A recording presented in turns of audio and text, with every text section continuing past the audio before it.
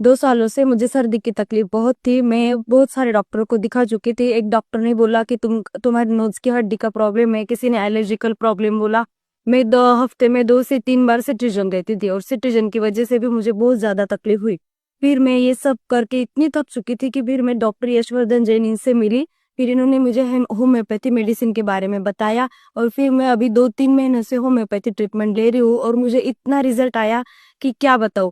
और अगर आप लोगों को भी अगर आपकी बीमारी का जड़ से इलाज करना होगा तो आप होम्योपैथी ट्राई करो। होम्योपैथी से बहुत ज़्यादा रिजल्ट आता है और होम्योपैथी इज़ द बेस्ट।